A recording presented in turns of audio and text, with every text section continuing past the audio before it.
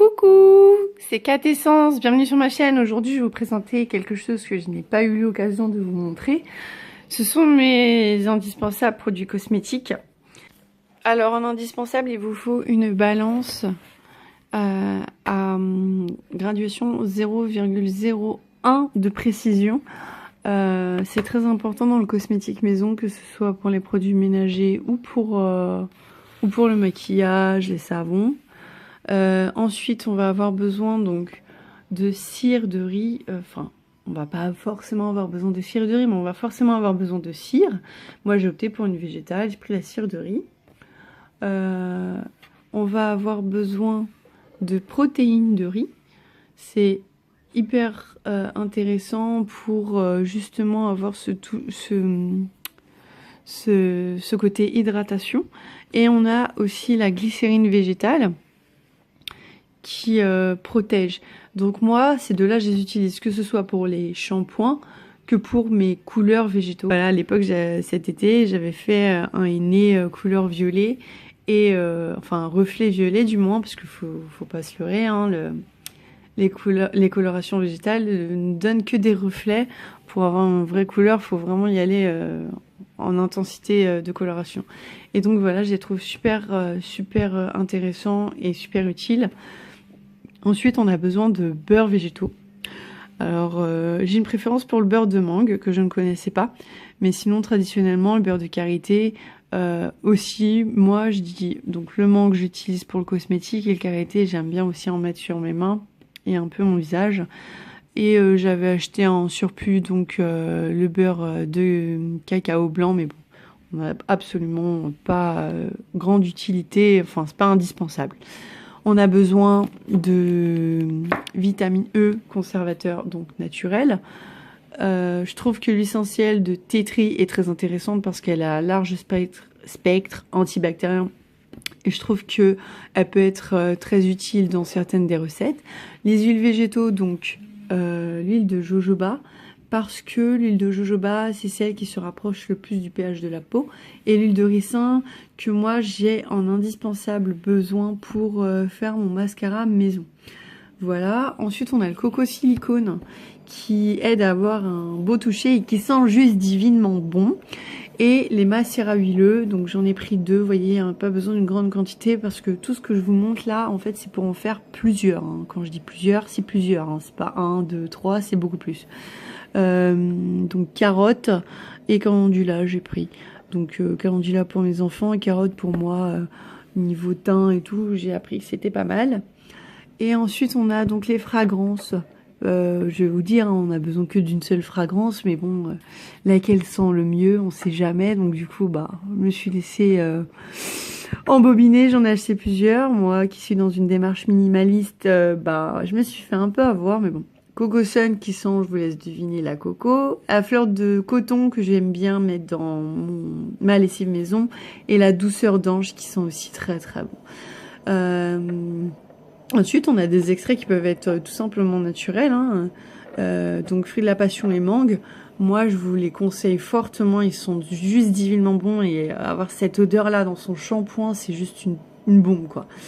L'huile essentielle donc d'orange que je mets donc dans mes pastilles WC et le sweet candy que j'utilise dans la cosmétique de mes enfants. Donc, ce sent le bonbon, ils sont contents. Donc voilà. Ensuite, pour la peau, j'utilise donc l'argile rose qui est une argile pour peau justement atopique, fragile, terne et fatiguée. Donc moi je l'apprécie beaucoup, elle est beaucoup plus douce que l'argile verte. Après je vais vous dire, l'argile verte j'en ai, je l'ai acheté il y a 1 an et quelques. Et honnêtement, j'ai une préférence pour l'argile rose, je sens le confort en fait, ça me tiraille moins. On va avoir besoin de sodium cocosulfate et vous pouvez avoir des irritations à cause de ce produit-là malgré qu'il soit naturel parce qu'il est quand même assez puissant et corrosif. Du coup, moi, je le coupe avec du SLSA qui est plus doux et qui a toujours cet effet de pouvoir moussant. Je voulais du SC, mais il n'y en avait plus. Du coup, je me suis rabattue sur ce produit-là qui me tentait bien aussi. Et après, bon, bah, vous savez, hein, j'aime bien mes cheveux, donc voilà, ça s'est fait sur plusieurs temps. et ça me dure plus ou moins longtemps.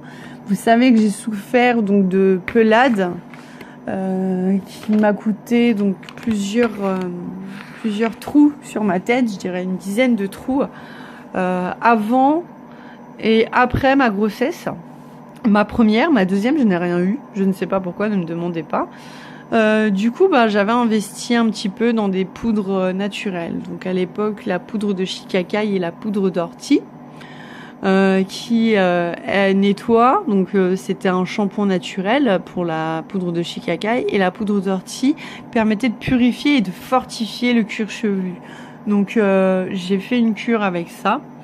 Je ne sais pas si c'est ça qui m'a aidé à en sortir, mais en tout cas, ça me rassurait beaucoup d'utiliser ces produits-là et j'avais les cheveux propres.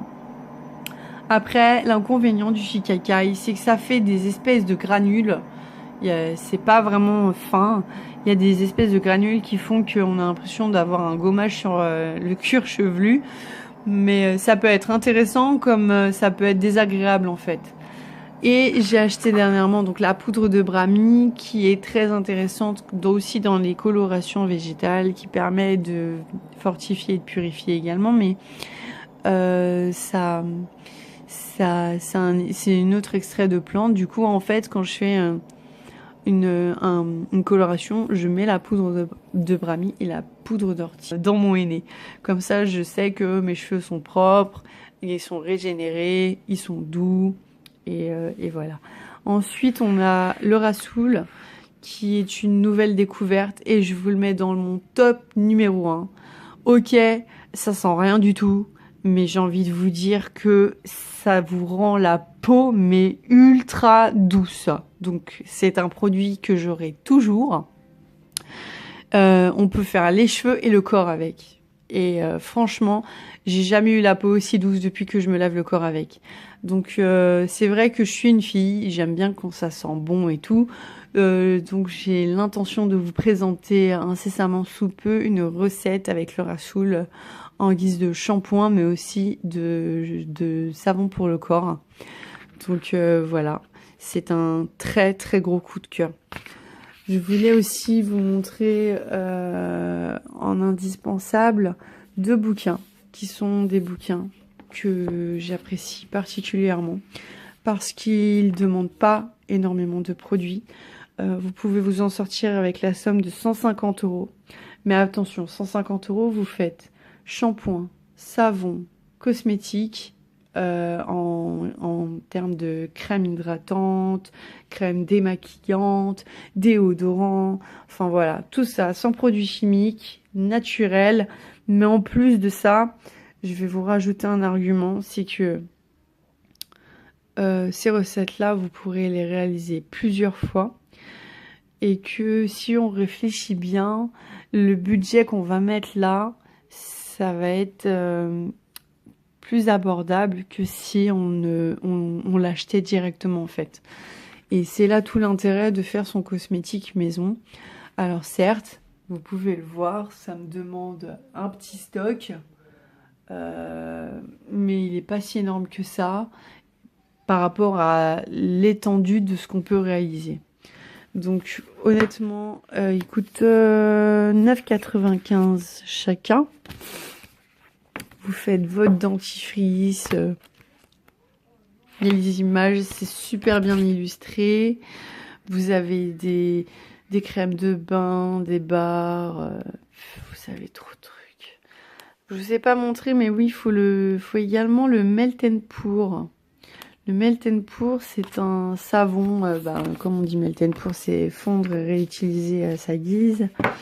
Le Melt & Pour qui est aussi intéressant, mais moi j'ai pas été fan. J'ai pas été fan parce que je trouvais que le pouvoir moussant était pas top. Alors est-ce qu'il faut que je rajoute du coco sulfate ou quoi? Je sais pas, j'ai pas encore assez d'expérience là-dedans, je suis encore un peu novice.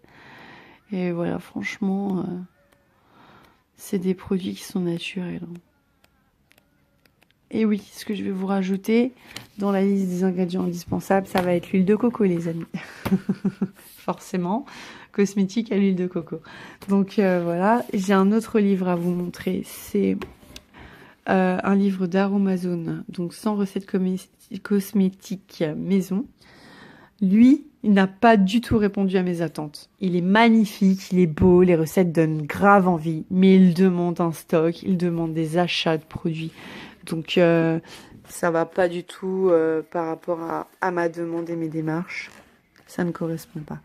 Mais franchement, n'importe quel novice peut apprécier ces recettes. Hein. Mais quand on voit, vous voyez,